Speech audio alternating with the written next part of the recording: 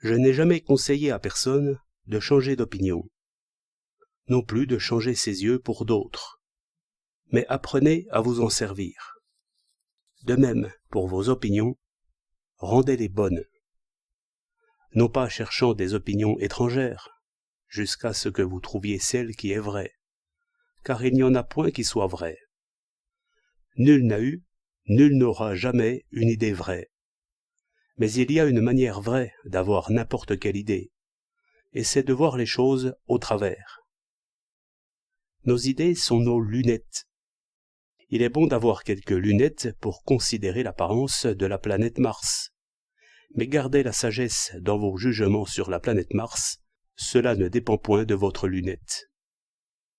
Donc, lorsque vous dites « je suis socialiste » ou communiste, ou catholique, ou monarchiste, ne ressemblez pas à l'apprenti de botanique qui se dirait « j'ai acheté un microscope, me voilà bien savant ». Si ce que j'écris vous étonne, retournons-le. Examinons par le contraire, comme Aristote aimait à faire. Certainement, il y a une sotte manière d'être socialiste ou monarchiste, ou n'importe quoi. Il suffit que l'on croie plutôt ce que disent les autres que ce que l'on aperçoit par ses propres moyens. Il suffit que la colère pousse les jugements, ou que la peur les retienne. Et le pire de tout, c'est de se priver d'examiner par peur de changer. Jurez d'abord. Il n'y a point d'esprit ferme sans serment. Jurez d'abord, et puis examinez. Comme un compte que vous pouvez faire dans le système décimal ou dans un système dont la base est 12. Mais vous jurez, cela va sans dire, de ne pas changer de système pendant votre compte. L'exemple est simple, mais il faut d'abord réfléchir sur des exemples simples. Le système décimal est-il vrai ou faux?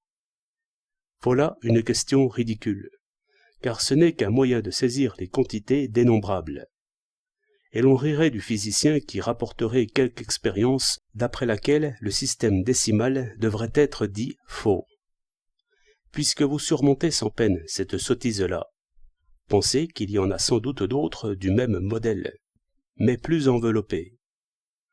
Quelque sorbonnagre me tire ici par la manche, disant « Il y a des faits de physique d'après lesquels la géométrie d'Euclide est fausse. » Je me méfie, ayant assez éprouvé déjà qu'il n'est pas une de nos conceptions qui soit à la merci d'une expérience. Non pas même le spiritisme, mais plutôt nos conceptions sont comme des microscopes, qui montrent mieux l'expérience.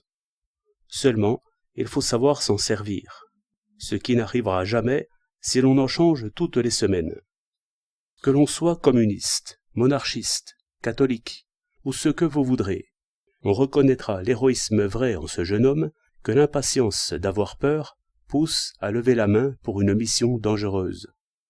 Et chacun, dès qu'il sait se servir de ses lunettes accoutumées, conviendra que l'énergie d'un maréchal, qui décide qu'une troupe tiendra à tout prix, n'est pas du tout du même genre, et ne mérite pas le même hommage.